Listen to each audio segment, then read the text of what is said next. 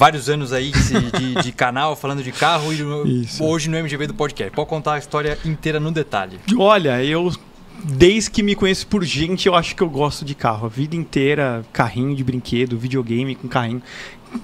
Pra você ter uma ideia, de jogo de videogame que eu jogo hoje é só Gran Turismo. Eu tenho um PlayStation 5 só pra jogar Gran Turismo. Não jogo mais nada.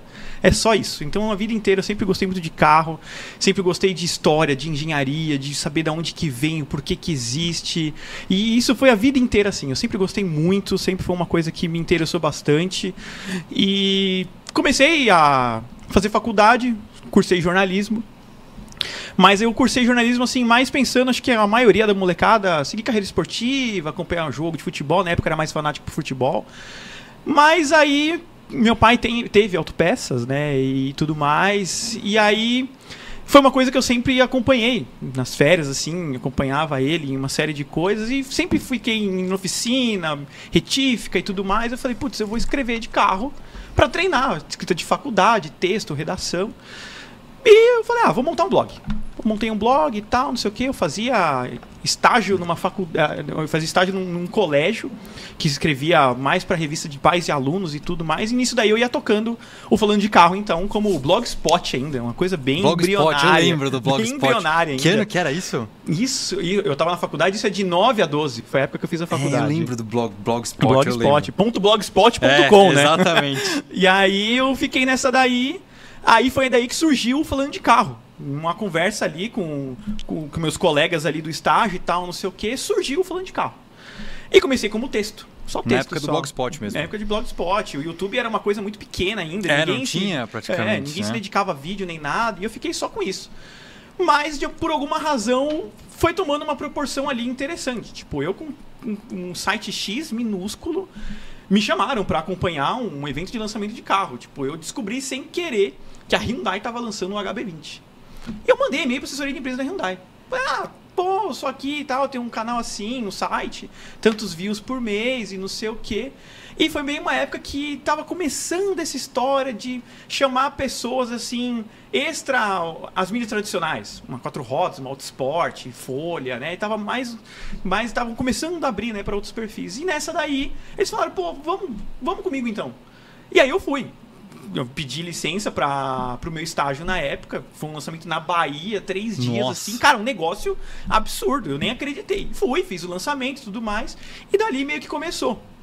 Mas eu mudei, eu fiz a transição para canal. Isso era 2015, quando o YouTube já estava uma coisa um pouco mais bem desenhada aqui no Brasil. Quando as pessoas começavam a assistir um pouco mais e tudo. E aí me falaram, site escrito, você não vai muito pra frente ali, porque já tem os grandes na época. É muito difícil você batalhar ali por uma coisa que vai ser só sua, né? A não ser que você queira que isso seja uma vitrine para você trabalhar em algum outro lugar, ou se você quiser seguir mesmo, você tem que fazer uma coisa que tá meio diferente e você pode despontar. Foi aí que eu montei o canal em si, Falando de Carro no YouTube. Nessa época aí você ainda tinha um estágio, algum outro trabalho, ou já vivia do Não, eu canal? terminei isso em 2012. E aí, cara, é muito absurdo. Nessa época eu comecei a ir atrás de parcerias e tal, não sei o quê.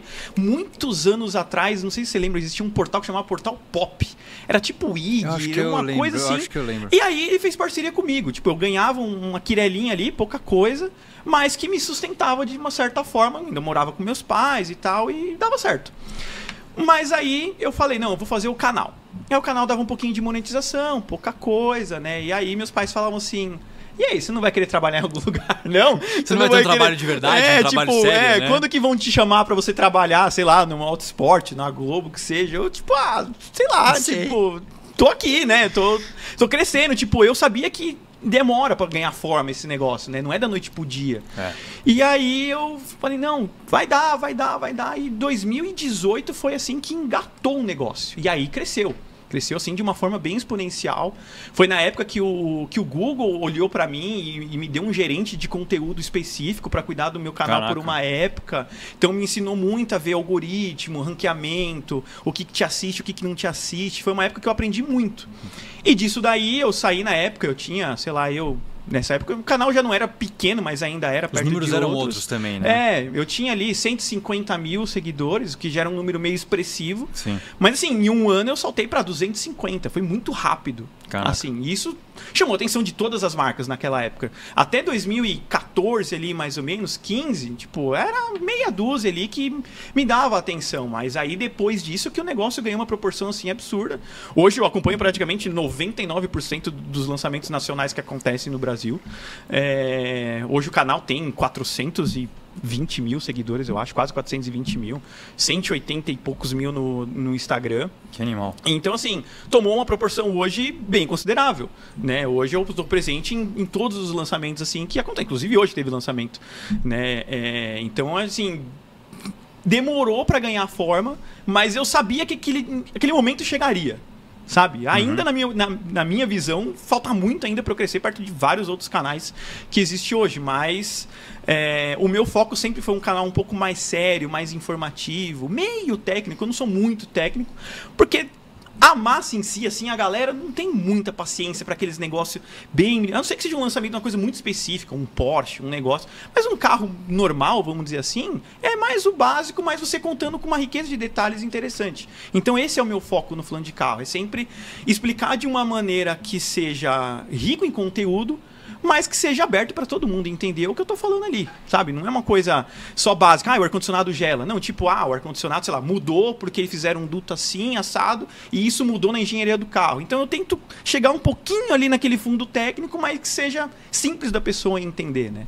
E eu acho que é isso que agradou o público até hoje e me assistem. Você traz informação, mas numa profundidade que continua comunicando com a galera que também não entende muito de carro e não você acaba não nichando muito, né? Que é legal.